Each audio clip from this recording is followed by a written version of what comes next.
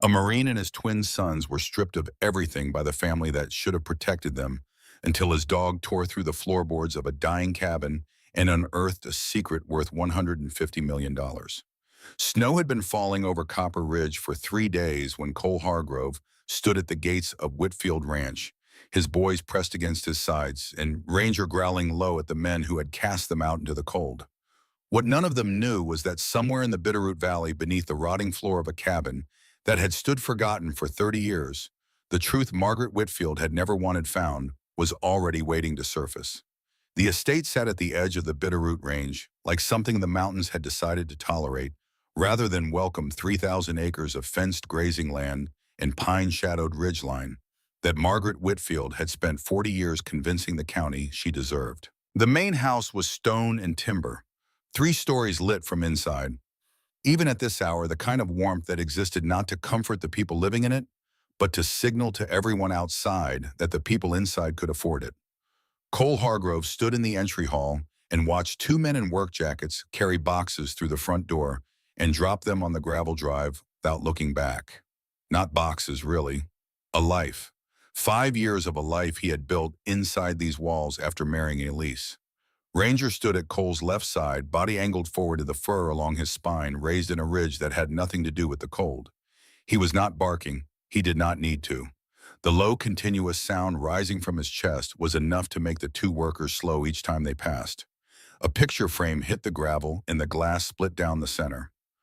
Cole recognized the photo inside it from where he stood. Elise on their wedding day laughing at something the photographer had said, the mountains behind her still green in early September. He did not move to pick it up. His knees were not steady enough for that. Not in front of these people. Margaret Whitfield appeared in the doorway of the main hall. She was 64 years old and she dressed like it cost her something to look at composed dark wool coat hair, silver and cut clothes, hands folded at her waist with the patience of a woman who had never once been told no by anyone in this valley. Her son Douglas stood 2 steps behind her. He had the look of a man waiting to be told what to do next.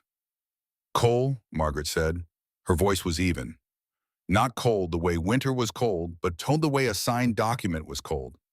Finality without feeling. This arrangement was always temporary. Elise understood that even if you chose not to, you and the boys may take what belongs to you. Your time here is finished. Ranger took 1 step forward, the growl deepening until Cole could feel it more than hear it. Douglas shifted his weight backward. The worker stopped moving entirely. Cole laid a hand on Ranger's neck, not to stop him, to anchor himself. "Elise's funeral was 5 weeks ago," Cole said.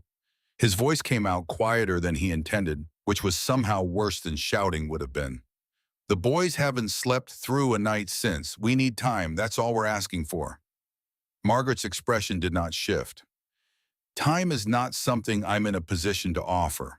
You have no income that I recognize, no property in this state, and no plan that does not depend on my generosity. Blood protects blood, Cole. You were never blood." Mason pressed his face into Cole's coat. He was 9 years old, and he had learned in the last 5 weeks that the worst things did not always arrive with warning sounds. Owen stood straighter, jaw set, trying to look like a boy who was not afraid. Ranger moved sideways until his body was between the twins and the 2 workers who had resumed carrying boxes. He did not growl at the children.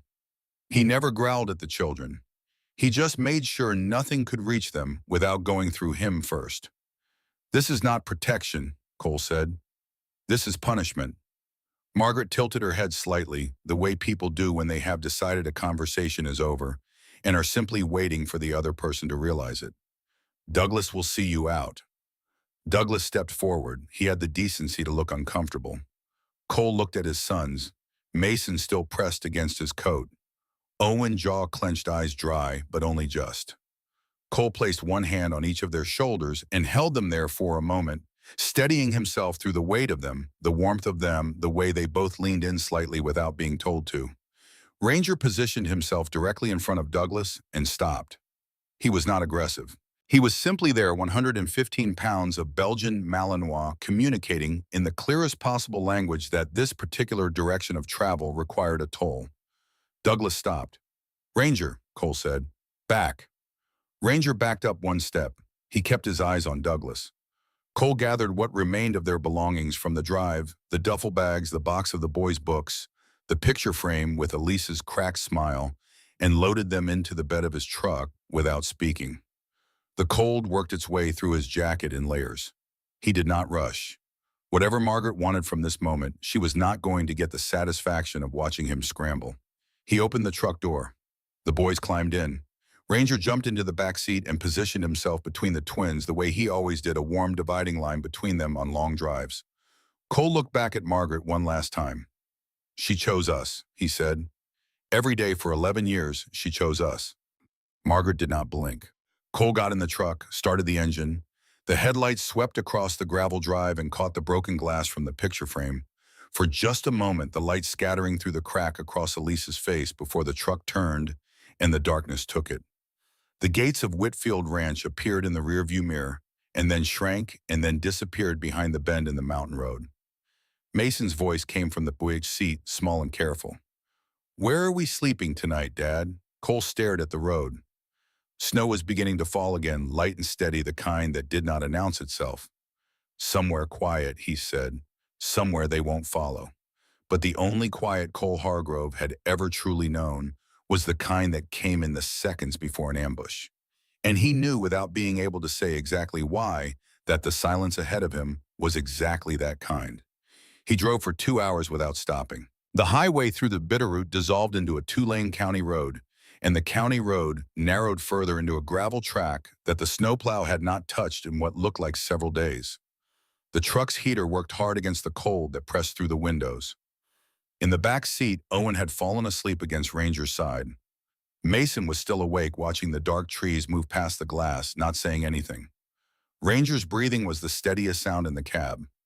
Cole focused on it, the way he used to focus on a fixed point when his hands shook after a firefight, something constant, something that did not need him to do anything except acknowledge it was there. He wiped condensation from the inside of the windshield with the back of his hand, and the touch of the cold glass pulled something up from a place he had not visited in weeks. Elise used to do that. Every winter morning in the apartment they rented in their first year, she would wipe the kitchen window with her palm and breathe out hard, and the warmth of her breath would fog the glass all over again, and she would laugh at herself for it. 2 seconds of memory, specific physical, then gone. Cole kept driving. The cabin appeared in the headlights 30 minutes later, materializing out of the dark and the snow, the way something remembered from a dream materializes, familiar in shape, but wrong in every other way.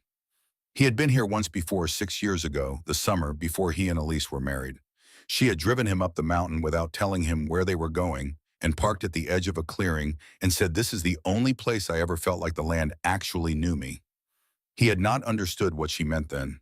He understood it better now that she was gone. The cabin was worse than he remembered. The roof had dropped in the middle, the ridgeline bowing under the weight of accumulated seasons. 2 of the 3 porch steps were missing. A shutter hung from a single hinge at an angle that made it look like it was waiting for permission to fall. The surrounding clearing was deep in untracked snow, clean and silent and completely indifferent to the truck now parked at its edge. Cole opened the truck door. Ranger was out before he had it fully open, landing in the snow with a soft compression of paws and immediately raising his head, nose working the cold air in deliberate pulls. He moved toward the cabin's front door at a measured pace, reading the space the way he had been trained to read spaces, room by room, corner by corner. "Dad," Owen's voice blurred with sleep. "Is this it?" "For now," Cole said. "Come on." Inside, the air smelled of earth and old timber, and something mineral and cold that Cole associated with places that had been sealed off from warmth for a long time. The floorboards flexed under his weight. A long crack ran the length of the kitchen ceiling. The window above the dry sink had a gap at the bottom corner where the frame had warped away from the wall, and a thin current of outside air pushed through it, steady and cold. Mason stood in the entrance and looked at the room with the particular silence of a child trying to decide whether to be brave or honest. Ranger completed his circuit of the cabin and returned to the main room. He paused near the cold fireplace, sniffed the floor in a tight circle, and then moved his attention to a section of flooring near the hearth. The boards there were darker than the rest, warped slightly upward at one edge. He pressed his nose to the gap and inhaled deliberately. Then he whined low and singular and began to paw at the wood. Leave it, Cole said. Probably a rat got in under the foundation. Ranger looked at him, not defiant, concerned. Then he pawed the board again. Owen, check your bag for the flashlight, Cole said. We're not dealing with the floor tonight. Owen rummaged without complaint. Mason was still standing in the doorway. Mom always called this place hers, he said quietly. Why didn't she ever bring us here? Cole crouched in front of him. Maybe she was saving it for when it mattered most. Mason considered this with the gravity of a child who had learned that adults sometimes said things that were more for themselves than for the person they were talking to. Then he nodded and came inside. Cole unrolled their sleeping bags near the wood stove and got a fire started with the dry wood stacked in the corner. Whoever had been here last had left enough to last several nights. The stove heated the room slowly, unevenly, the warmth not quite reaching the walls. He made the boys eat something from the cooler he had packed and did not let them see how little he ate himself. By the time Mason and Owen were in their sleeping bags, eyes, heavy hands still curled around the warmth of their cups, Ranger had stopped pawing at the floorboard. He sat with his back to the boys and his face toward the hearth, alert and still watching the place where the boards were darkest. Cole lay down on the bare floor beside his sons. He listened to the wind working at the old cabin and the fire settling in the stove and the sound of his children breathing themselves toward sleep. Every time he closed his eyes, he saw the gate at the end of the Whitfield Drive closing, lit from behind by the estate's security lights shrinking in the rearview mirror. Ranger remained sitting until well past midnight. Cole watched him from across the room, the dog's silhouette steady against the faint orange glow from the stove's draft vent, ears tracking sounds the cabin walls kept from being identifiable. Whatever Ranger was listening for, he had decided the night required him to stay awake for it. Cole exhaled and let that be enough. But deep in his chest, behind the grief and the exhaustion and the low, steady ache of everything the last 5 weeks had taken from him, something else was sharpening. Something that felt less like fear and more like the particular alertness that had kept him alive in places where survival was not guaranteed. He did not know yet what had triggered it. He just knew it was there. And whatever was coming, he was not going to be caught standing still. Morning came in gray and gradual, filtering through the warped window frame, it in slats that turned the frost patterns on the glass into pale maps. Cole was already awake when the light arrived. He had been awake for most of the night. He dressed without waking the boys, filled the stove with wood, and stepped out onto the porch with his coffee while Ranger made a circuit of the clearing. The snow had stopped sometime before dawn. The world outside the cabin was clean and still in a way that felt almost deliberate.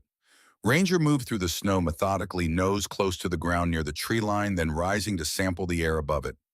He found nothing that changed his posture. He came back to the porch and sat beside Cole without being called. Cole enrolled the boys in the elementary school in Copper Ridge that morning.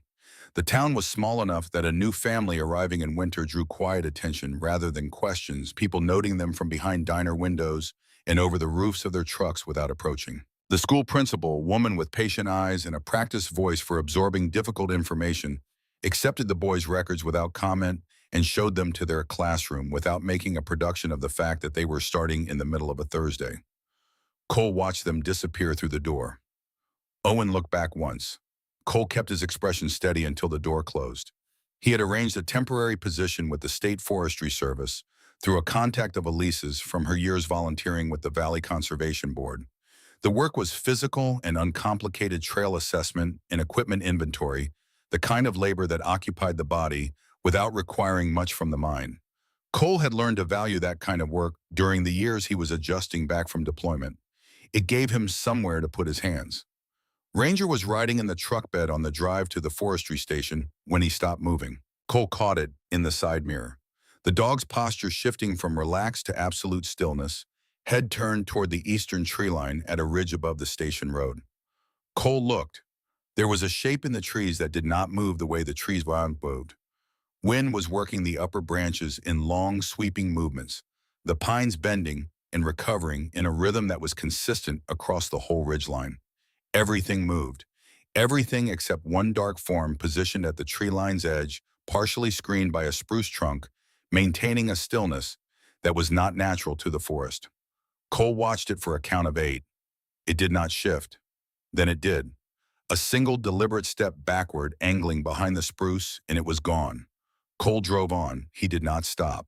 He filed the shape and its position and the timing of its disappearance, and the fact that it had not moved with the wind. He filed these things the way soldiers filed things they expected to need later. Ranger stayed facing the ridge until the station road curved and the tree line dropped below the sight line. Then he turned forward and sat. His ears were still up. The forestry station manager, a weathered man named Walt Briscoe, who communicated in sentence fragments and preferred to let silence do the heavy lifting, pointed Cole at a stack of trail reports in an equipment shed that needed inventorying and left him to it. Cole worked through the morning without incident. At the end of the day, he picked the boys up from school and turned back toward the cabin on the mountain road. As the truck came around a long bend, at the edge of a stand of mature lodgepole, Pine Ranger rose from the back seat and put his paws against the side window, barking in short, rapid bursts. Cole slowed, pulled off the road 30 yards ahead, angled behind a growth of brush. At the edge of a pullout that had not been maintained sat a dark truck. Black, newer model Montana plates he could not read at this angle. No headlights, no movement inside that he could see through the tinted windows. No reason for it to be there. Cole drove past without stopping. He let his eyes go soft the way he had trained himself to look at things he did not want to be seen looking at. He kept his speed consistent. "Dad," Owen said from the back seat. "What was that truck?" "Someone pulled over," Cole said. Owen looked at Ranger, who was still watching the rear window. "Ranger doesn't think so," Owen said. Cole said nothing. He drove the rest of the way to the cabin without taking a different route, because changing routes meant acknowledging that a different route was needed, and he was not ready to put that acknowledgement into words where his sons could hear it. Back at the cabin after the boys were inside and he had told them to stay there, Cole walked the perimeter with Ranger moving ahead of him. Near the north side of the barn structure, 40 feet from the cabin, Ranger slowed and lowered his nose to the snow. He circled twice and sat. Boot prints. Clear and recent, the sharp edges not yet softened by wind, which meant they were less than a day old. Whoever had made them had come from the tree line, walked along the barn's north wall, and continued around the structure before returning to the woods on the far side. The pattern was not random. It was deliberate, the kind of movement made by someone who wanted to understand the layout of a place they were planning to return to. Cole crouched and studied the print more closely. The heel carried a distinct metal-tipped impression, a reinforced cap on a work boot. He pressed the detail into his memory and stood carrying it the way he carried all the things he expected to need before he understood why. The woods beyond the barn were still and gray in the early dusk. Then Mason appeared on the cabin porch. "Dad," he called. "Grandma called the school office today." Cole turned. "What did she say?" Mason's voice came out smaller than usual. "She said we belong with her, that you're not a safe choice for us."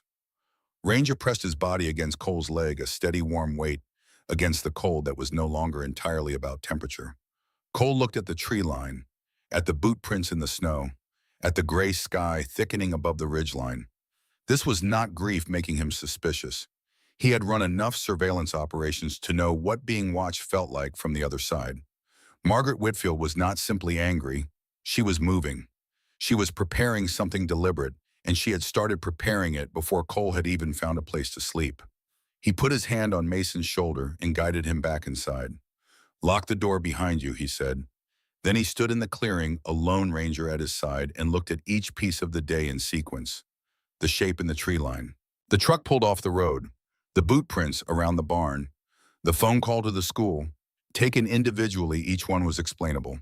Taken together, they formed a pattern that had only one name. This was not intimidation.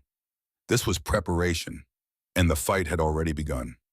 He was halfway back to the cabin door when a single rifle shot cracked out of the eastern ridge, one of the hunting season scouts working the high country, far off, clean and sharp, in the cold air, and then gone. He did not hear the rifle. He heard a door in a narrow street in a city where the dust never settled, and a shout in a language he did not speak, and then the sound of a weapon he recognized by its rate of fire. He heard his own voice, and then someone else's voice, and then nothing, because the door that needed to be opened had not opened in time, and nothing that came after that sound could be changed or undone. Sand instead of snow, heat instead of cold. The mountain was gone. Dust, metal, a voice calling a name he could not reach. Ranger hit him from the side, not gently. The dog's full weight connected with Cole's left leg and hip, grounding him through pure physical force, warmth, and mass in the solid reality of an animal that was right here, right now. Not there, not then. Cole grabbed the dog's fur with both hands. He held on. He breathed once, twice. Concrete under his boots became snow. Dry air became Montana cold. He said quietly to no one but himself, "I'm okay." His hands were trembling. He kept them in Ranger's fur until the trembling slowed. It took 3 minutes. He counted. He had learned to count them because counting meant it was finite, and finite meant it would end. Ranger stayed pressed against him, unmoving until Cole's grip loosened on its own. Cole exhaled, looked at the cabin, looked at the skinny. "Come on," he said to Ranger. His voice was steadier than his hands. "We're not done yet." The storm came on the third night like something that had been gathering its anger for a long time and had finally found a direction. Cole had checked the weather on his phone in the afternoon and seen the alert wind advisory, 6 to 9 inches, expected temperature dropping through the evening. He had stacked extra wood inside and made sure the stove was drawing properly and told the boys they were staying in. Mason asked if they could make hot chocolate. Owen asked if Ranger could sleep on his sleeping bag instead of beside it. Cole said yes to both. By 8 o'clock, the wind was making sounds against the roof that had no easy explanation, not simply gusting, but organizing itself into something sustained and directional, working at the old structure with a patience that felt almost methodical. Ranger was not settled. He moved through the cabin in slow circuits, pausing at each window to look out into the dark, then moving on. His tail was low, not between his legs, but low, the particular carry of a dog processing information he had not yet been able to communicate. The boys were in their sleeping bags. Mason had drifted off. Owen was reading by flashlight or pretending to. Cole sat at the small kitchen table with Elise's keychain in his hand, the one he had taken from her bedside table at the hospital before the Whitfields had a chance to claim the room. It was a small thing, a piece of hammered copper she had picked up at a roadside market years ago. He turned it over in his fingers and did not think about anything specific. Then something hit the side of the cabin, a single impact heavy against the north wall near the bedroom. Not a branch, too deliberate, too singular. Ranger stopped moving. His head came around toward the wall, a sound built in his chest, low and continuous, the vibration of it more felt than heard. Cole was on his feet before he had consciously decided to stand. He picked up the flashlight from the table and moved to the window, lifting the edge of the curtain with 2 fingers. Outside was darkness and driving snow, the flashlight beam reaching maybe 15 feet before the white swallowed it. Nothing moved in what he could see. No silhouette, no vehicle. He stood at the window for a full minute. Nothing. He let the curtain fall and turned back to the room. Owen was sitting up in his sleeping bag watching him. "Wind," Cole said. "Go back to sleep." Owen lay back down without arguing, which meant he did not believe it either. 11 minutes later, the second sound came. A long scrape along the roof edge above the front door, slow and consistent, moving from one end to the other as if something was testing the overhang's integrity. Cole was at the door before it finished. He pulled it open. Cold air hit him in a solid wall. He stepped onto the porch and swept the flashlight in a wide arc. Ranger pushed past him and barked once, twice, then a rapid series that broke the storm's ambient noise into pieces. Cole moved the beam across the drive to the tree line, the far edge of the barn. Snow everywhere, unbroken except for the truck's tracks from earlier in the day, already half filled by fresh accumulation. No one. He brought Ranger back inside, locked the door. The boys were both awake now. Mason sitting straight, eyes wide. Owen with his flashlight off, listening. "It's the storm," Cole said. "Old roof, old wood. It settles." He believed approximately half of that. He sat in the kitchen chair and did not sleep and waited. The third sound came 40 minutes later. 3 knocks on the front door. Not random, not wind-generated, evenly spaced, firm, the knock of a person who wanted to be heard but not open to. Cole stood. Ranger was already at the door, body planted, a sound coming from him that Cole had only heard a handful of times in 4 years, a sustained vocalization that was less bark and more declaration. Cole moved to the door, put his hand on the frame, did not open it. "Kids," he said, keeping his voice level, "get in the back corner and stay there." The knocking did not repeat. Silence returned, except for the storm, and Ranger's breathing, and the sound of two small boys moving quietly to the back corner of the cabin without being asked twice. Cole stood at the door for 3 minutes, then 5, then 10. Nothing came back. He was still standing there when the floor moved. Not creaked, not groaned, moved. The boards beneath his feet shifted laterally a fraction of an inch as if something below had adjusted position. Cole looked down. He felt Ranger's attention swing away from the door and back toward the center of the room toward the dark boards near the hearth that the dog had been circling since the night they arrived. And then the floor fell. Not gradually. The collapse was sudden and total, a section of boarding roughly 2 feet across giving way all at once, the rotted supports beneath finally conceding to the combined pressure of the storm's cold and Ranger's weeks of attention and the particular weight of the moment. Wood splintered, a sound like a gunshot in the enclosed space. Mason shouted something that was not a word. Owen scrambled backward on his hands. Ranger lunged toward the opening and stopped at its edge, with his front paws planted on solid flooring, every muscle in his hindquarters engaged against the impulse to go forward. He looked down into the dark. He did not move. Cole dropped to his knees at the edge of the hole. He pushed the flashlight beam down into it. The space beneath the cabin floor was not a crawl space. It was deeper than that, a deliberate excavation dirt-walled cold. Dust rose in the flashlight beam and turned slowly, catching the light. And there, half sunk into the earth at the chamber's base, was a box. Not a crate, not a container someone had left and forgotten. A military lockbox, black-coated steel reinforced at the corners with hardware that was not available at a hardware store. The fastening mechanism on the lid was a type Cole had used overseas, specifically because it could survive extreme conditions and resisted tampering without a key. He had checked equipment into boxes like this in Fallujah and in Helmand Province, and in a forward operating base in Kunar that no longer existed. He knew what these boxes were for. He knew who made them. He said one word: no. Ranger remained at the edge of the hole, not moving, not making a sound, as if he understood that this moment required a different kind of attention than anything that had come before it. Cole lowered himself into the chamber. The cold was immediate and absolute, the temperature of stored earth in winter, the kind of cold that had nothing to do with weather. He worked his hands around the box and lifted. It was heavy, heavier than its size suggested. He got it to the rim of the hole and pushed it onto the floor above him, then pulled himself up after it. The box sat on the broken flooring under the flashlight beam. Ice crystals from its surface were already beginning to melt in the cabin's warmth, tracking slow lines down the steel sides. Cole did not reach for the latch immediately. He sat on the floor with the box between his knees and his hands on his thighs and breathed. The storm pushed at the walls. Ranger settled beside him close enough that Cole could feel the dog's warmth along his left arm. He looked at the box for a long moment. Then he released the latch.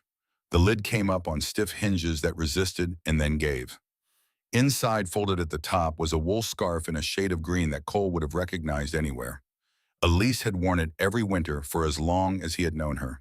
She had been wearing it the last time she was well enough to go outside. He reached in and lifted it out without thinking, pressing it between his palms. The wool still carried something, a trace of something that was not quite a smell, but was not quite not one either. Ranger pressed his weight into Cole's side and held it there. Cole set the scarf aside and looked at what was beneath it.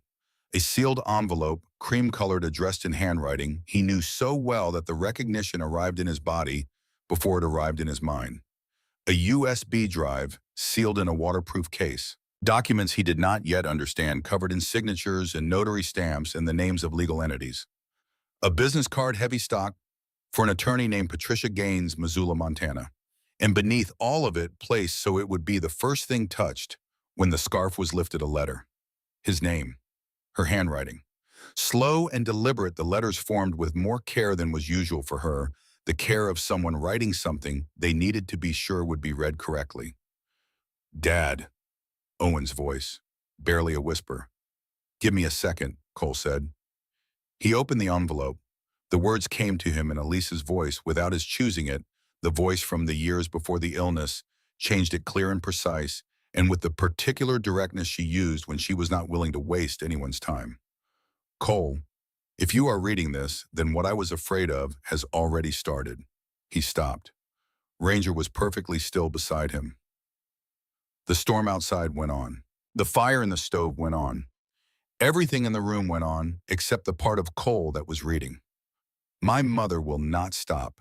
Not until she has the boys the land and no version of you left in their lives. I have done what I could to prevent it. But I need you to move, and I need you to move before she has time to build the walls higher. The truth is with Patricia Gaines. Trust her completely. Trust Ranger. He has known where this box was since the day we arrived. I am sorry it took this long. Do not negotiate with my mother. She does not understand anything except the authority of law, and we have more of that than she knows. Go to Gaines, take the USB, take the boys. Do not wait. The letter ended there. No closing, no signature. Just the last instruction and then the edge of the page. Cole pressed the letter against his chest and closed his eyes. He could hear Mason breathing from the corner of the room. Owen was crying quietly, trying not to. She planned this, Owen said. She knew all of it before she died. Cole opened his eyes. He looked at his sons across the broken floor of a collapsing cabin on a mountain in Montana with a blizzard working at the walls and a woman in a stone house 40 miles south already moving her next piece. She did, he said. Ranger stood. He moved to the cabin door and looked back at Cole with the particular attention that meant he had made a decision and was waiting to see if Cole had made the same one. Cole looked at the lockbox, at the documents he didn't yet understand, at the USB drive that held whatever Elise had decided was necessary to seal beneath a floor in a cabin she had called her own.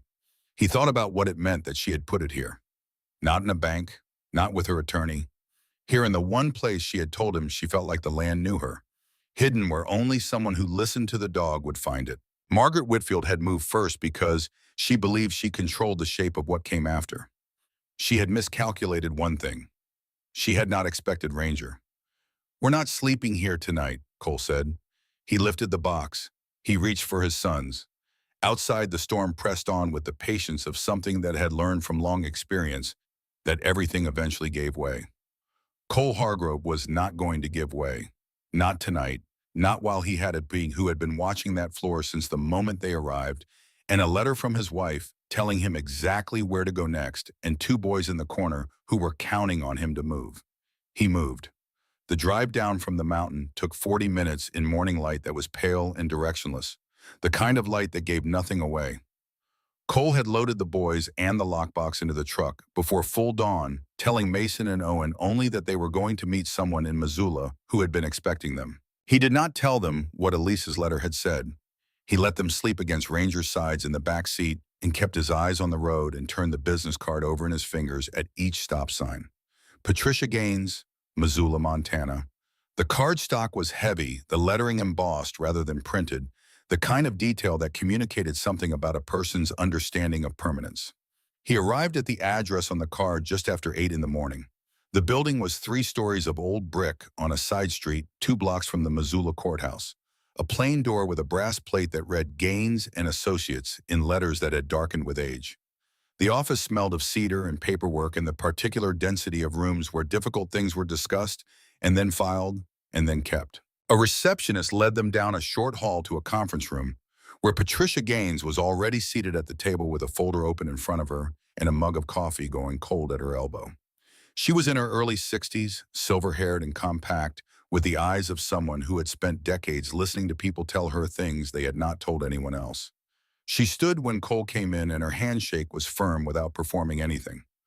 "Cole Hargrove," she said. "I was beginning to worry you wouldn't find the cabin before Margaret found a reason to take other action." Cole set the lockbox on the table. "You knew about it." "I advised Elise on its placement," Gaines said.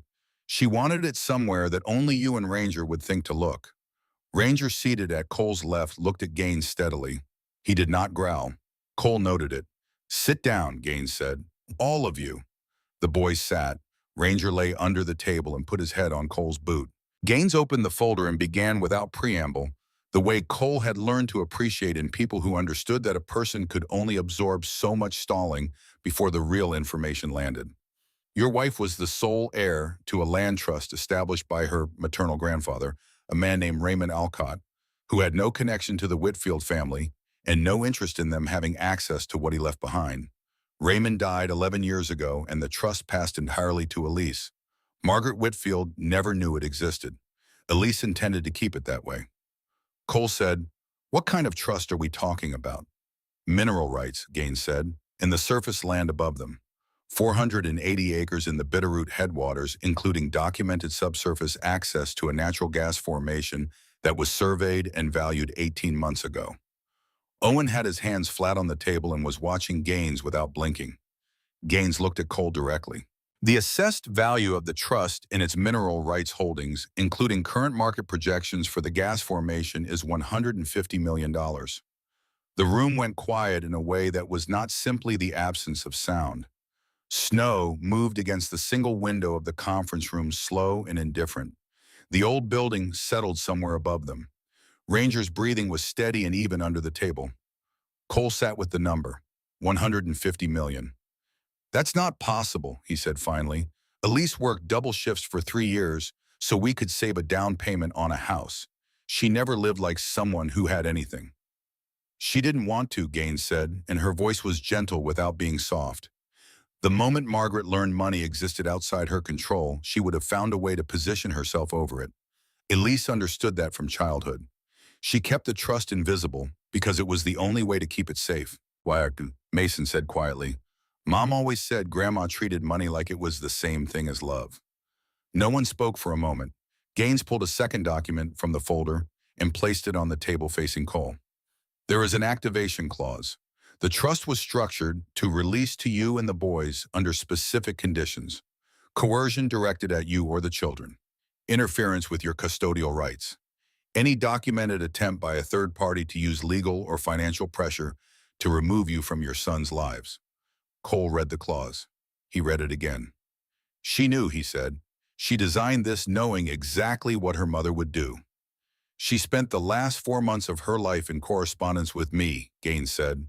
"Every document in this folder, every protection layer in this trust, she specified herself. She was thorough. She was also frightened. She did not want to leave you with this. But she knew what would happen after she was gone, and she was not willing to leave you without a means to fight back." The green scarf from the lockbox was folded on the table beside Cole's hand. He had not put it back in the box. He had not been able to put it back in the box. "She knew he would try to take the boys," Gaines said quietly. "She designed it so that every action Margaret has already taken constitutes a trigger for full trust activation." Cole leaned back in his chair. Outside, the snow had picked up, slightly angling across the window in long diagonals. Ranger shifted under the table and pressed his nose against Cole's ankle. Cole reached down without looking and rested 2 fingers on the dog's head. "What do we do now?" he asked.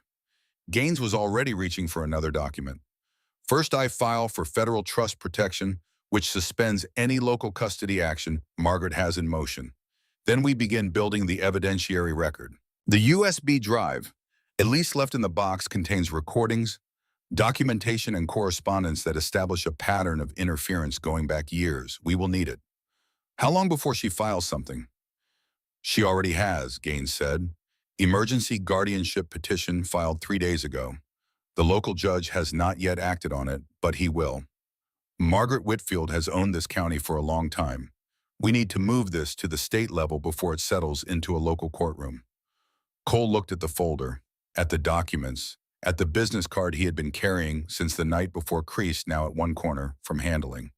He looked at his sons, Mason with his hands still flat on the table, holding himself still, with the determined calm of a child who had already lost one parent and was working very hard not to lose another. Owen watching his father's face, reading it for information, the way Cole had taught them both to read terrain. He looked at Ranger, who was looking back at him from under the table with the particular patience of a dog who had waited through harder things than this and would wait through harder things still. "Start the filing," Cole said. He was already standing when the sound reached him. Low and approaching, an engine moving slowly down the street outside. Ranger was on his feet before Cole had fully processed it, moving to the window in a controlled line, not barking, just watching. Cole followed. Below on the street, rolling at the pace of something with nowhere to be, was a black truck with the Montana plates. Tinted windows, no identifiable markings. It moved past the building at exactly the speed of someone confirming an address and then continued down the block and turned out of sight. The same truck from the pullout off the mountain road. Cole was certain of it. Gaines came to stand beside him at the window. Her expression did not change, but something in her posture tightened fractionally. "That is not a client of mine," she said. "No," Cole said. "It isn't." He lifted the lockbox from the table.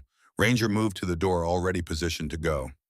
"File everything today," Cole said to Gaines. "Don't wait for my call." She was already reaching for her phone, but the next 3 days moved the way threats move when they have decided to stop being patient. It began on the second morning after Missoula. Cole was checking the truck's undercarriage in the early light when Ranger walked to the north side of the cabin and stopped. His posture was the particular stillness of a dog who has processed something and arrived at a conclusion. Cole followed the dog's line of attention to the water pipe that ran along the cabin's foundation and connected to the supply line coming down from the hillside above. The pipe was severed, not broken. The cut was clean and deliberate, made with something heavy and edged, and whoever had made it had done so close to the main connection where the cut would maximize the time before the problem was noticed. On the snow beside the pipe, a single boot print, the metal-tipped heel cap, pressing a distinct impression into the surface. Cole photographed it, filed it. He drove the boys to school in silence that morning. On the way back, he stopped at the hardware store and bought pipe repair materials, worked through the reconnection in the cold, and said nothing to the boys when he picked them up that afternoon, except that there had been a small maintenance issue and it was handled. He did not say that someone had been on their land while they slept. The second step came that evening in the form of headlights on the cabin drive. One vehicle, a county cruiser, moving slowly. Cole watched it from the window before going to the door. Ranger came to stand beside him, not barking, reading the approach. Sheriff Roy Callum stepped out alone. No backup, no second vehicle. He walked to the porch with his hat in his hands, which told Cole something before a word was spoken. Cole opened the door before Callum knocked. The sheriff looked at him the way a man looks at someone he is about to disappoint and has been thinking about how to do it since before he left his office. "Evening, Cole." "Sheriff." Cole held the door but did not open it wider. "I need to give you a situation update," Callum said. Cole stepped onto the porch. Ranger moved to his side. Callum looked at the dog briefly and then looked away. "Margaret Whitfield has filed an emergency guardianship petition with the county court. She's claiming the living conditions here constitute a risk to the children, and she's supplemented it with documentation regarding your service history and a formal claim that your PTSD constitutes an ongoing safety concern." Cole's jaw tightened until the joint ached. "My service history," he said. Callum met his eyes for a moment. "I know what you're thinking. I'm not here to argue the merits. I'm here because you deserve to know what's coming before it arrives at your door with paperwork. Has the judge acted on it?" "Not yet, but he will. Margaret has significant standing in this county, Cole, and she's moving fast. I've seen her do this before, not to veterans, but to people she decided were in her way. She knows how to use the local infrastructure." Cole looked out past the cruiser at the dark tree line. Ranger pressed into his leg a steady, warm counterpressure. "Roy," Cole said, "are you here as a courtesy or as a warning?" Callum exhaled slowly. "Both, I suppose, and one more thing." He lowered his voice. "The people she's hired to document your situation here, they're professionals. They've done this kind of work in 3 other counties that I know of. Whatever she's building against you, she's had help building it for longer than you've been in Copper Ridge." He put his hat back on. "The men who cut that water line," Callum said, "they weren't kids and they weren't local. Be careful." The cruiser's taillights disappeared down the mountain road and Cole stood on the porch until the cold worked through his jacket. He went inside, locked the door. Mason was at the table with his homework open in front of him, but he was not doing the homework. Owen sat beside Ranger near the stove, one hand on the dog's back, the other still. "Is Grandma going to take us away from you?" Mason asked. The question came out without preface, the way children ask the questions that had been sitting in them all day waiting for the right moment. Cole sat down across from his son. He looked at both of them. "No," he said, "not while I'm standing." It was the right answer. He meant every word of it. And in the space behind his ribs, a storm was building that had nothing to do with weather. The cruiser's door had slammed, and the sound had been sharp in the cold air, and he had not noticed the effect until he was back in light sitting at the table when it hit him. His hands. The tremor started at the wrists and moved upward in slow waves, the particular physical pattern he had learned to recognize as the difference between cold and the other thing. His vision did not fragment the way it sometimes did, but the edges of the room went slightly unreal, the walls holding a quality of flatness that did not belong to actual walls. He gripped the table edge with both hands and held. Ranger was there before the grip was fully established. The dog came from across the room without being called, pressing his full weight against Cole's legs, the solidity of him immediate and specific and exactly what the moment needed. Cole put his hand flat on Ranger's back and held it there. He breathed, once, deliberately. "I'm here," he said, not "I'm okay." He had changed the words sometime in the last week without planning to, and the change mattered. He was not telling himself that the thing that had just happened was acceptable. He was telling himself that he was present in this room with these people and this dog, and that was the ground he was standing on. The tremor eased in 4 counts. Ranger stayed pressed against him until Cole's hand on his back was steady. Owen watched from across the room without saying anything. He had learned without being taught that the moment after was not the moment for questions. Cole sat up straight. He looked at the walls until they were walls again. "They want a war," he said quietly enough that only Ranger heard it. He breathed out through his nose. "Fine." 2 nights later, the cold that had settled over the Bitterroot Valley deepened without warning, the kind of drop that happened when the wind changed direction and the alpine air descended from the high country. Cole banked the stove before midnight and checked the window seals and made sure the boys were warm in their sleeping bags. He was not asleep when Ranger got up. The dog rose from his position near the stove, moving toward the back door with an unhurried purposefulness that Cole had learned to read over 4 years as a different kind of alert than threat detection. Not danger, direction. Ranger was not alarmed, he was indicating. He moved to the back door and stood and waited. "Show me," Cole said. He pulled on his jacket and boots. Ranger led him out into the night without sound, nose down, moving through the crusted snow toward the barn at the edge of the property. The structure was older than the cabin, a 3-sided log frame with a roof that had held better than it looked, the south wall open to the elements, the north and east walls solid enough. Old tools and a rusted harrow frame hung inside. 3 wooden stalls, long empty, the hay in them compacted and gray with age. Ranger went directly to the farthest stall, the north corner, and began working the base of the stone wall with his nose. He moved along it in a methodical sweep and stopped at a section perhaps 2 feet from the corner, pawing at the lower stones with a focused insistence that Cole recognized from the night the cabin floor had given way. Cole knocked on the stone with his knuckles. The sound that came back was wrong. He knocked again at 3 different points. The first 2 returned the dull, solid thud of dense stone and packed earth behind it.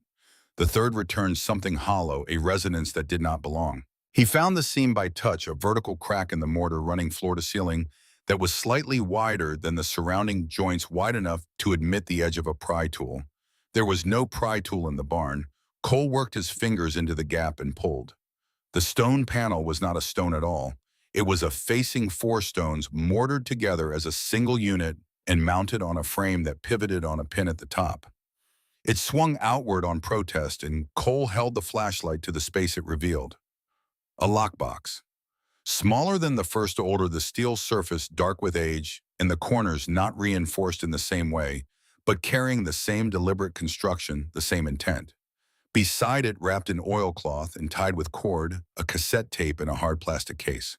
Ranger sat. He had done what he came to do. Cole lifted the box from the cavity with both hands and carried it to the barn's center, where the flashlight could reach without shadows. He set it on the edge of a stall divider. He set the cassette tape beside it. The box latch came open without resistance, as if it had been opened and relocked more recently than the first one. Inside a USB drive, a second one, labeled in Elise's handwriting with a date and the word complete, and beneath it a sealed envelope. The paper was the same cream stock as the first letter. The handwriting was Elise's, but it was slower, more deliberate, the letters formed with more effort. He had seen this handwriting in the last months. It was the handwriting of someone working through significant discomfort to make sure the words came out the way she intended. Cole opened the envelope. He sat down on the dirt floor of the barn with his back against the stall divider and Ranger's head in his lap, and he read, "Cole, I know I'm leaving you with too much. I know that's not a fair thing to say because I also know you won't see it that way. You will tell me it wasn't too much. You will tell me you would have carried it gladly. That is who you are, and it is one of the things I have loved most about you, and I need you to know right now that I am using the present tense on purpose. I couldn't tell you about the trust when I was alive. I thought about it many times, and every time I came to the same conclusion. The moment my mother learned there was wealth outside her control, she would have used you knowing about it against you. She would have found a way to make the knowledge itself the weapon. You and I both know how she works. This was the only way to keep you free. The second drive has everything. Every document, every communication, every record I could compile of the things my mother has done to position herself against you since before I was diagnosed. Patricia Gaines knows how to use it. The cassette tape is for the courtroom if it comes to that. I hope it does not. But I know my mother, Cole. You are the reason our sons will be okay. Not the money. The money is just protection. You are the reason. The way you got up every day when you didn't want to. The way you stayed. The way Ranger trusted you completely from the first week you brought him home, and Ranger has never trusted anyone completely. I am sorry I could not stay longer. I believed from the beginning that you were the kind of person who showed up for things most people walked away from. I was right. I have been right about you for 11 years, and I am not wrong now. Go to Gaines, fight back. Let the boys see what fighting for the right things looks like. I love you. I have always loved you. That does not become past tense. The letter ended there. Cole pressed it flat against his chest and sat in the cold of the barn and let himself feel the full weight of it, not pushing it down, not managing it, just holding it. And then for the first time since the hospital room, he cried. Not quietly, not with restraint. He sat on the floor of a Montana barn at 1 a.m. with his wife's letter against his chest and her dog's head in his lap. And he cried with the completeness of a man who had been holding something very heavy for a very long time and had just been given permission to set it down. Ranger did not move away. He put one paw gently on Cole's forearm. Footsteps in the snow outside, light and soft, the sound of small boots trying to move carefully. Cole did not look up until he heard the barn door creak. Mason and Owen stood in the entrance snow on their shoulders, faces sharp with worry in the flashlight's edge. They had not been sent. They had come on their own because, whatever Cole was, they were the people who needed to find him. Cole did not hide it. He did not turn away or compose himself into something more manageable. He held out one arm. They came in together, no hesitation, and he held them both, and they held him back, and Ranger shifted to wrap his body around all three of them, his warmth filling in the space on every side. After a while, Cole found his voice. "Your mom left this for us," he said. "She wrote it when she knew she was running out of time. She knew what her mother would do after she was gone, and she trusted us to know how to handle it." Mason had his face against Cole's shoulder. His voice was muffled. "She trusted Ranger, too." "More than anyone," Cole said. Owen pulled back enough to look at his father. "What do we do tomorrow?" Cole looked at the lockbox, at the USB drive, and the cassette tape and the oilcloth that had kept them dry in a barn wall through at least one Montana winter. At the letter folded in his hand, the handwriting slow and deliberate and absolutely certain. "Tomorrow," Cole said. We stopped waiting. Ranger lifted his head and barked once sharp and short into the cold dark of the barn. Then he settled again, content, as if that particular question had just been resolved to his satisfaction. Morning came fast and cold and without ceremony. Cole had not gone back to sleep after the barn. He had cataloged both USB drives, and the cassette tape in the lockbox documented the second cache's location with photographs, and spent 2 hours at the kitchen table with Gaines's folder cross-referencing what the attorney had given him against the documents from Elise's boxes. By the time the boys woke, he had a clear picture of what Margaret Whitfield had done and when she had started doing it. The picture was not surprising. It was however thorough, and thorough mattered in a courtroom. He called Gaines at 7 a.m. "The second drive," he said. "How fast can you get it processed?" "If you bring it to me today, I can have the contents reviewed by tomorrow morning," she said. "Cole, something else has happened. The local judge issued a temporary guardianship order this morning, 48-hour hearing scheduled. Margaret moved faster than I anticipated. Can you stop it?" The federal injunction is already filed. It should supersede the local order automatically, but Margaret's attorney is going to challenge the jurisdiction, and that buys her time. She's counting on the 48 hours. Then we don't give them to her. He had been loading the truck with the documents and the drives when Ranger stood up straight in the truck bed and turned his attention down the mountain road. His tail went stiff. Cole heard it 7 seconds later. More than one engine. Moving in formation, the particular sound of a convoy that knew exactly where it was going. Two county cruisers crested the last bend of the drive. Behind them, the black truck from Missoula, from the mountain road from 3 days of surveillance. Behind that, a vehicle Cole had not seen before, unmarked, a large SUV with the particular bearing of something that transported people who preferred not to be identified. Cole walked to the cabin door and opened it. "Boys," he said. His voice was the voice he had used in the field level and without inflection, because the situation required information and not emotion. "Get to the back room. Take Ranger." Mason looked at the window. "Dad." "Back room," Cole said. "Now, lock the interior door." Owen had already moved. Mason followed. Ranger looked at Cole, received a single hand signal, and went with them. Cole stood on the porch. The cruiser stopped. 3 county deputies emerged from them, and Cole recognized the particular quality of their movements, men doing something they had been told to do and were not entirely comfortable doing. They did not look directly at him. Sheriff Callum got out of the lead cruiser last. He carried a folder in the expression of a man who had slept badly. "Morning, Cole." "Roy." "I need you to know I have no discretion here," Callum said. He opened the folder and held out a set of documents. "Temporary guardianship order issued this morning out of county court. It authorizes the transfer of Mason and Owen Hargrove to Margaret Whitfield, pending a hearing in 48 hours. Cole did not take the documents. "You don't have cause," he said. The words were quiet and very specific. "You don't have documented harm, you don't have a credible safety complaint, and you don't have anything in those papers except Margaret Whitfield's money behind a judge's signature." Callum held the folder steady. "Cole, don't make this harder. My sons are not leaving this property." One of the deputies stepped forward, and in that same moment, the cabin door swung open, and Ranger came through it at a speed that covered the porch in one stride and put him on the ground between Cole and the deputy before the man had taken a second step. What came out of Ranger was not a bark.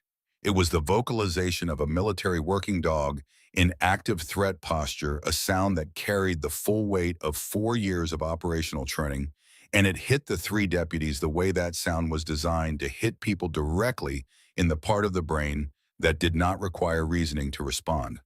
All 3 of them stopped. The deputy who had been stepping forward took 1 step back. Cole did not call the dog off.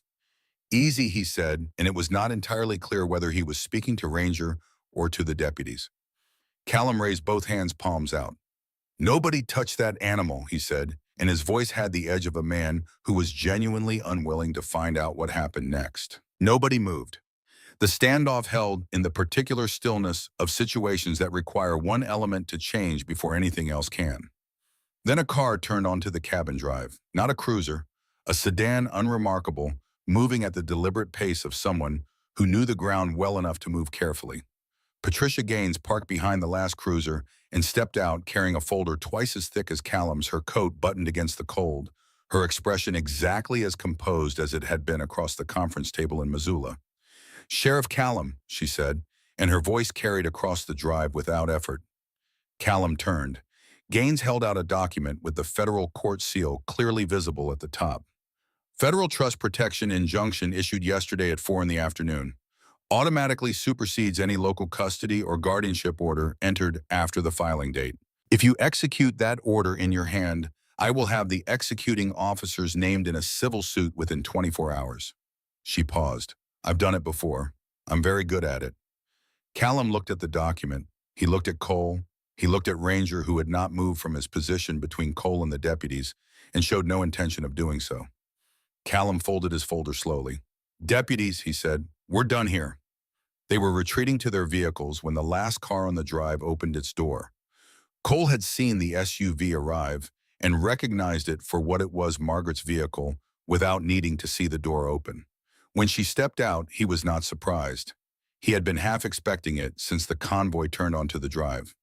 Margaret Whitfield in daylight looked exactly as she had at the estate gate, composed and unhurried, moving across the snow, with the bearing of a woman who had never once had to wonder if the ground she walked on would hold her. She stopped 10 feet from Cole and looked at him without preamble. Her lawyers were presumably inside the SUV. She had chosen to come to this particular conversation alone. "Cole," she said, "this is unnecessary. All of this. You have a degree in something military adjacent, in a government pension, in a borrowed cabin on a mountain. What exactly do you think you can provide for my daughter's us that I cannot provide 10 times over?" Cole looked at her. He kept his voice flat and specific. "Elise," he said, "she chose us every day for 11 years. When she had $150 million sitting in a trust that could have bought her out of every hard thing we ever went through, she chose to live beside it. She chose us instead of it." Margaret's expression did not change. "My daughter is not here to speak for herself." "Actually," Gaines said from behind him, "she is." Cole took one step forward. "Blood chose love," he said, "and she was right." Margaret's mouth tightened. One small movement. The first one. There was a long silence. Then she said, "You think a dead woman's words on a piece of paper give you the right to make decisions about my grandchildren's future?" "They give me a great deal more than that," Gaines said, "including standing to file suit against you personally within the week for interference, surveillance, property damage, and fabrication of documentation submitted to the county court." The muscle at the corner of Margaret's jaw flexed. "This is not finished," she said. "It will be," Cole said. "When we're done in court, it will be." Margaret turned back toward her vehicle. In the same moment, the man who had been standing beside the SUV's rear door, a large man in a work jacket, whose presence Cole had registered and filed when Margaret first stepped out, moved forward in a direction that was not toward Margaret and not toward the vehicles. He moved toward the cabin's south side where the second lockbox cache was located, where Cole had photographed the external wall that morning. Ranger saw it before Cole did. The dog cleared the distance in 3 seconds, 70 yards of hard snow, and hit the man at the shoulder with enough force to take him off his feet. The man went down. Ranger had his forearm pinned in under 2 seconds. The man shouted. Margaret turned. Cole crossed the drive at a run, reaching Ranger in time to see the man's free hand come out from under his jacket with something that glinted cold in the winter light. "Ranger, release." The dog obeyed, but in releasing, he moved to the side and the blade the man was holding caught his left shoulder in a single raking motion. Ranger made no sound. He moved 2 steps to Cole's left and stood. Cole was aware in the clean, specific way of people trained to observe under stress of blood, dark against the Belgian Malinois' pale winter coat. Not heavy, but present. The man scrambled backward in the snow and was on his feet before anyone could reach him, and he was moving toward the tree line at the edge of the property in a way that suggested he had identified his exit in advance. Callum was already shouting something into his radio. Cole dropped to one knee beside Ranger. The dog stood steady, ears still up, eyes on the tree line where the man had disappeared, as if the wound was simply information rather than an injury. He allowed Cole's hands on his shoulder without flinching. The cut was 3 inches clean-edged, not deep enough to have found anything vital. The cabin door opened. Mason and Owen came out at a run, having apparently decided that the interior lock did not apply to situations of this kind. They reached Ranger before Cole could stand, and both boys dropped to the snow and wrapped their hands around the dog, carefully pressing their foreheads against his neck. Owen was crying. Mason was pulling his own scarf off to press against the wound with a focus that was all Cole in it, the directness of a child who had learned that panic and action could not coexist. Ranger turned his head and licked Mason's ear once precisely, then looked back at the tree line. Cole looked at Margaret. She was still standing beside her SUV. She was looking at the boys kneeling in the snow around the dog, at the blood on the white coat at Owen, pressing his face against Ranger's neck. For the first time since Cole had known her, Margaret Whitfield's face showed something that was not composed. She turned away and got into her vehicle without speaking, and the convoy moved back down the mountain road, leaving tire tracks in the snow that would be there for days. Gaines came to stand beside Cole. "She'll try again," Gaines said, "but not in the same way. She knows what we have." Cole was watching his sons care for the dog in the snow, the way Owen's hands were completely steady when he held pressure against the wound, the way Mason was speaking quietly into Ranger's ear, the exact tone Cole used when he needed to keep a dog still during medical handling. 11 years ago, Elise had told him that the thing she had loved most about him was that he showed up. He looked at his sons, who were their mother, in every way that mattered, and he thought that she had been right to believe in all of them. Schedule the state filing, Cole said to Gaines. Today, all of it. Gaines was already on her phone. Cole knelt in the snow beside his sons and his dog, who was calm and present and looking at him with the patient attention of an animal that had been waiting for its person to arrive at the correct decision. Whatever came next, they were going into it together. And Margaret Whitfield was about to learn what that looked like from the wrong side of it. The state courthouse in Helena sat on a hill above the city, like something that had decided the elevation was the point stone and glass and the particular stillness of buildings where outcomes were formalized. Cole arrived 40 minutes early. He had learned in the military that early was not early enough and on time was already late, and he applied this to courtrooms with the same discipline he had applied it to forward operating bases. Gaines met him on the steps. She looked at him once, the full assessment of someone who had learned to read clients under pressure, and then she looked at Ranger, who was walking at Cole's left heel with the controlled focus of a D who understood that different environments required different modes. You look like someone who didn't sleep, Gaines said. I slept, Cole said. 3 hours is sleep. She almost smiled. The cassette tape has been transferred to a digital audio file for the court system. The court reporter has been briefed. Judge Whitmore has reviewed our pre-filing, and she is not someone Margaret's attorney will be able to manage. Inside the courtroom had the smell of old wood and institutional heating that Cole associated with places where decisions had been made for generations, some of them correct. The gallery was fuller than he had expected. He recognized Walt Briscoe from the forestry station seated in the third row, the principal from the boys' school, a handful of faces from Copper Ridge that he knew only by sight. Word had moved through the valley the way word moved in small places, quietly and thoroughly, and without needing to be invited.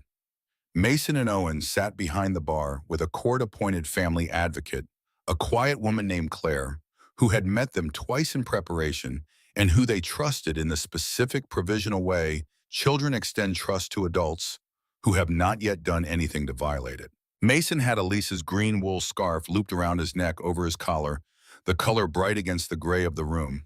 He had worn it every morning since Cole had brought it out of the lockbox and given it to him without explanation. He had not needed one. Margaret Whitfield was already seated at the opposing table when Cole came in. Her attorney, a man named Prentice, whose suit communicated that he was accustomed to winning, was speaking in a low, rapid voice into Margaret's ear. Margaret was watching Cole.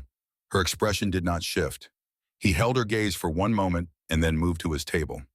Ranger settled under the chair at Cole's left and put one paw on Cole's boot. Judge Whitmore entered, and the room rose. The gavel was a single measured strike that carried to the back of the gallery without effort. Patricia Gaines stood. Your Honor, today we present documentation of a sustained campaign of coercion, surveillance interference, and legal fabrication carried out by Margaret Whitfield against Cole Hargrove, the widowed father of her grandchildren, beginning within days of her daughter's death and continuing through last week. Gaines paused, not for effect, but to allow the scope of what she had said to settle before she continued. We will show that every action Margaret Whitfield has taken constitutes a deliberate trigger of the estate trust her daughter Elise established specifically to protect her family from exactly this. Prentice rose immediately. Your Honor, the characterization of my client's actions as a campaign is prejudicial and unsupported. Judge Whitmore looked at him over her glasses. I'll determine what's supported, counsel. Sit down.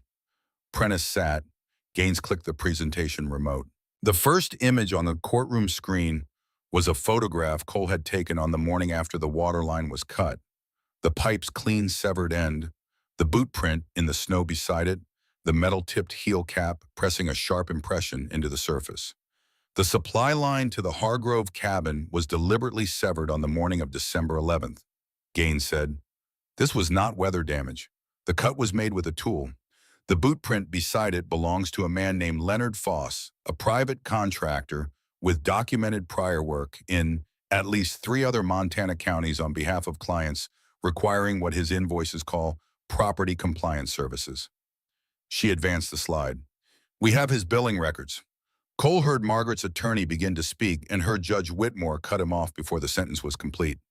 The second image was a photograph of the black truck taken on the mountain road by Cole 3 days after their arrival in Copper Ridge. Timestamp visible. Location coordinates annotated. This vehicle appears in documented positions on 14 separate occasions over a 22-day period, Gaines said.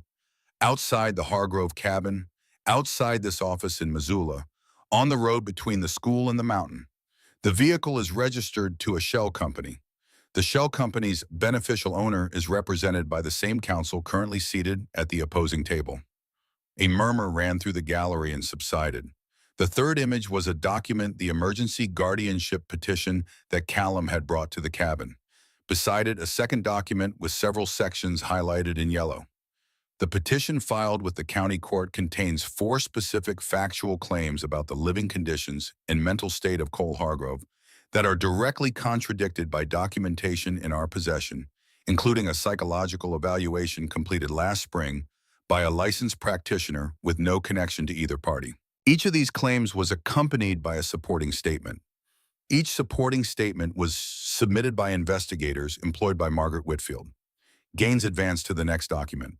And here is the trust notification that was suppressed, a certified mailing sent to Cole Hargrove at 3 separate addresses in November, each one intercepted before delivery. The intercept records still carry Margaret Whitfield's personal authorization signature. The gallery had gone very still. Margaret's attorney was writing rapidly. Margaret was looking at the table in front of her with an expression that Cole could not fully read from across the room, but it was not the expression of a woman who was surprised by any of this.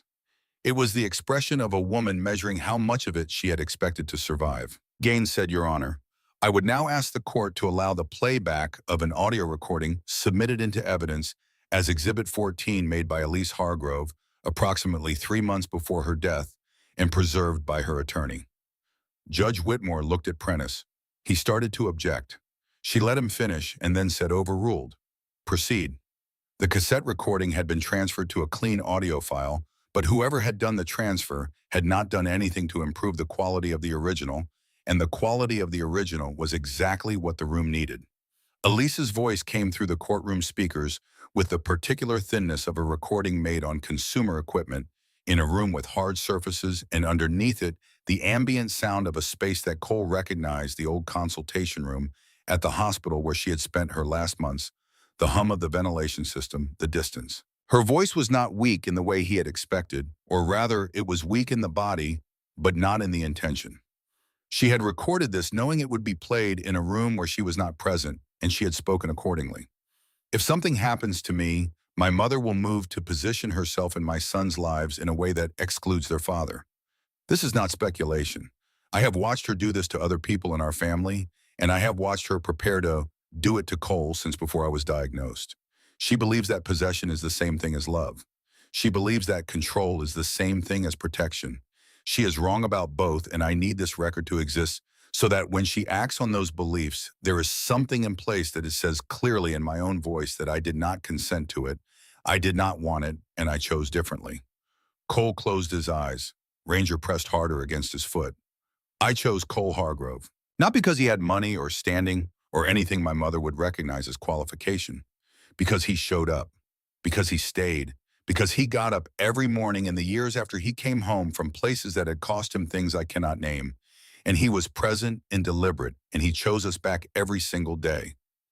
That is what I want for my sons, someone who chooses them." The recording ended. The courtroom held its silence for a long count. Cole had not planned to stand. The decision was not a decision. He was on his feet before he had finished processing the impulse, and the words came out of him with the specific directness of something that had been in him for weeks waiting for a space large enough to hold it. "I deployed 4 times, he said. His voice was steady. "I have carried men out of places where nothing was left to carry. I have sat in VA waiting rooms for 2 years, trying to get the kind of help that would have made coming home feel like something other than a different kind of combat.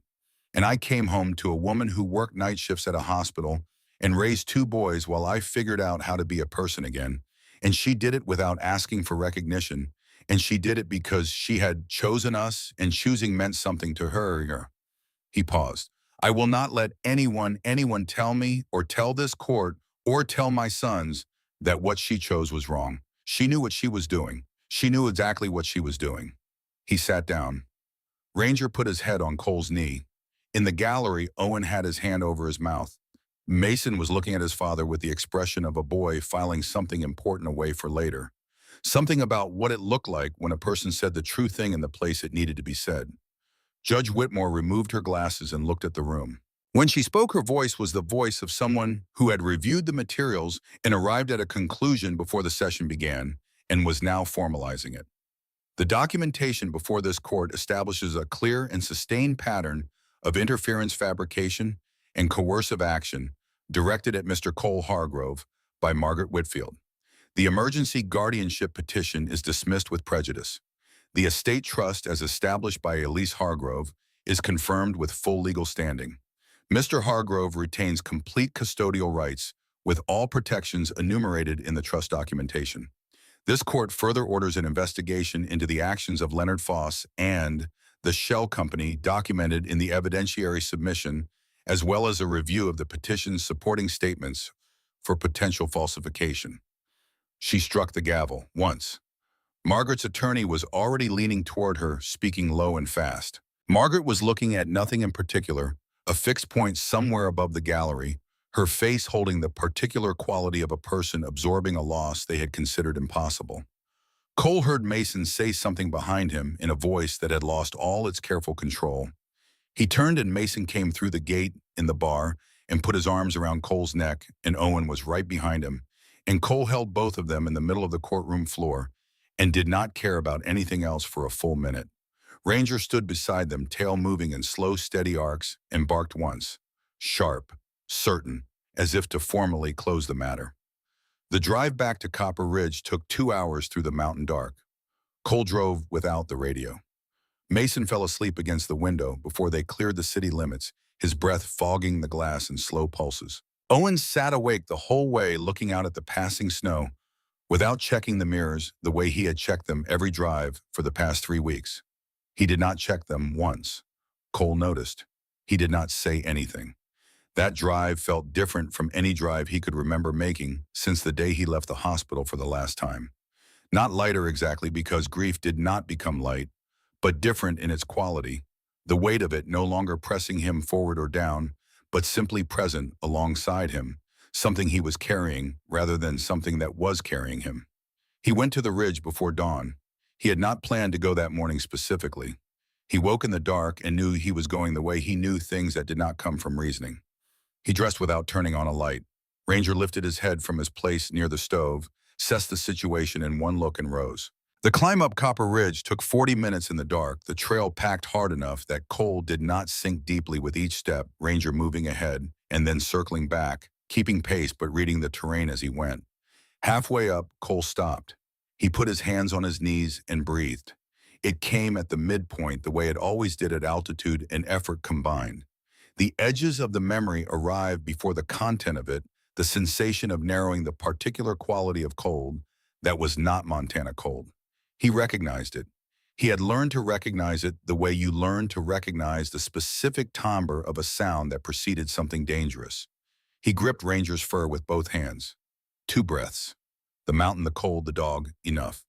He straightened. They walked the rest of the way together. Elise's grave marker stood under the lone spruce at the ridge's high point. The handmade post he had set himself in October, the carved letters collecting a thin rim of snow along their upper edges. Cole crouched in front of it and brushed the snow away with one bare hand. "I got both your letters," he said. "I read them until I knew every word by heart." The spruce moved above him. Snow fell in a small cascade from one of the lower branches and landed without sound. "I understand why you didn't tell me. I even think you were right." He paused. "I wish you'd told me anyway. I would have figured out how to live with it. We always figured out how to live with things." His voice held at this until it didn't. "I'm sorry I couldn't save you," he said. "I've been carrying that since the day we lost you, and I don't know that I'll ever set it down completely. But I know what you would say to that, so I'll try." He stayed a while longer without speaking. Ranger moved away from him in a slow circle, nose low, reading the snow.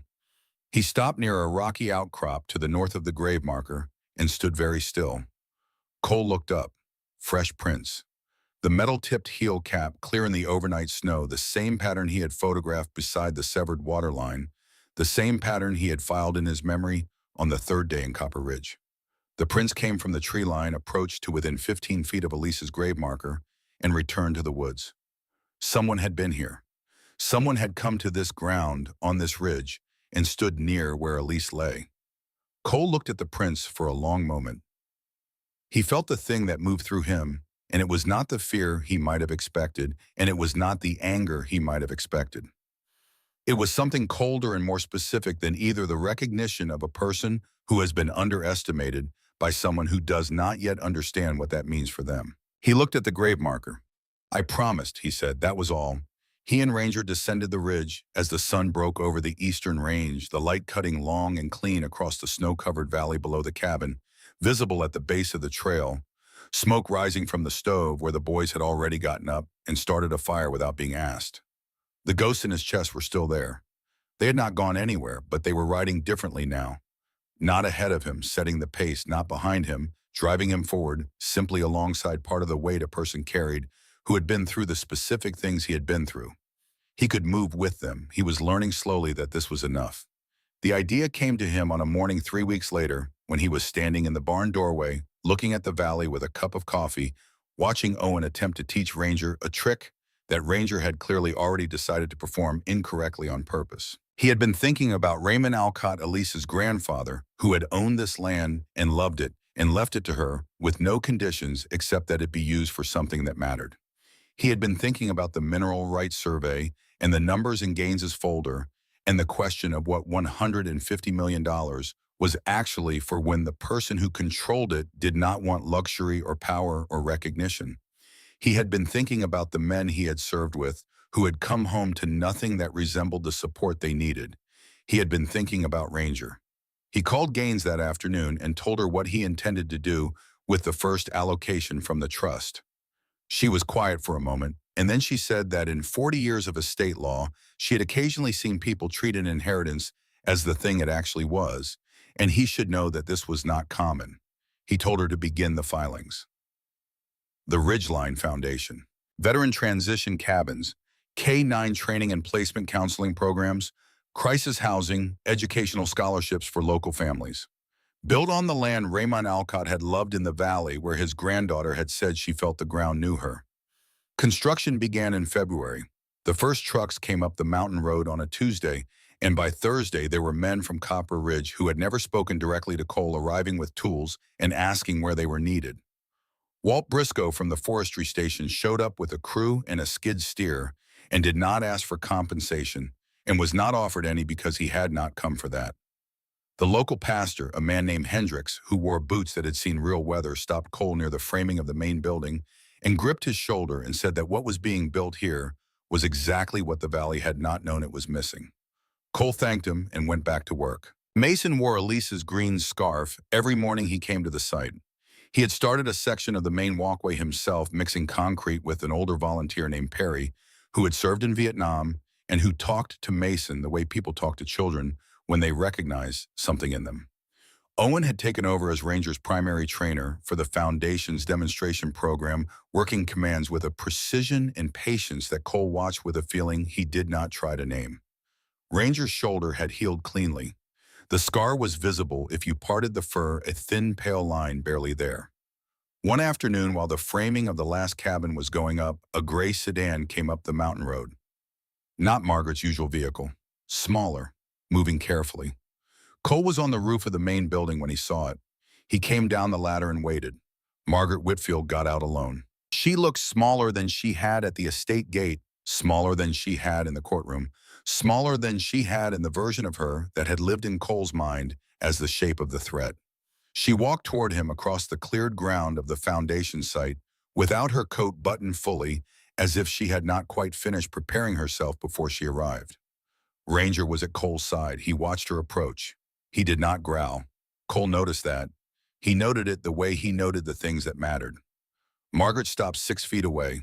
She looked around at the construction, at the framing, and the cleared paths, and the hand-lettered sign Owen had made that was nailed to the first completed post. Then she looked at Cole. "I came alone," she said. "I can see that." She was quiet for a moment. The wind worked through the unfinished frames of the cabins. I have been, she said carefully, told by several people whose judgment I respect that what I did was not protection, that it was not what Elise would have wanted, that I have been confusing those two things for a very long time. Cole said nothing. I'm not here to ask for forgiveness, she said. I don't think that's what I've earned. I'm here because I lost my daughter and I nearly lost my grandsons, and I realize that if I keep moving the way I've been moving, I will lose them completely, and they are what is left of her. The wind moved through the site. I want to know them, she said. I want to watch them grow up. I don't know how to do that in a way that is not controlling. I am aware that is a problem, and I do not know how to fix it. She paused. I thought you should know that I am at least aware of it. Cole looked at her for a long moment. He thought about Elise's letter. Not the tactical one, not the tactical instructions, and the trust navigation and the careful architecture of protection she had built. The other one. The one in the slow handwriting. The one that had said what it wanted the world to look like. Not a world without pain. A world where love still had room to grow inside it. Supervised visits, Cole said, at the foundation, on a schedule that the boys agree to. If they're uncomfortable, it stops. Margaret's breath came out in a slow release that was not quite a sound. Yes, she said, whatever they need. The boys were working with Perry near the far cabin frame. Cole lifted his chin toward them. Margaret turned and looked for a long moment at her grandsons moving in the cold with a purpose she had not put in them. She walked toward them slowly and Cole watched her go. Douglas Whitfield had called twice in the past month, both times to say simply that he was sorry and that he had been doing what he was told for so long that he had stopped noticing when what he was told was wrong. Cole had told him that was an honest thing to say and that honesty was somewhere to start. He did not know yet where that thread would go. He was willing to find out. Ranger bumped Cole's hand with his nose and looked up at him with the specific expression of a dog who felt the moment was one that deserved acknowledgement. Yeah, Cole said, I know. He stood for a while in the middle of what was being built and let it be what it was. 1 year later, snow returned to Copper Ridge with the gentleness of something that had learned from experience to come in quietly.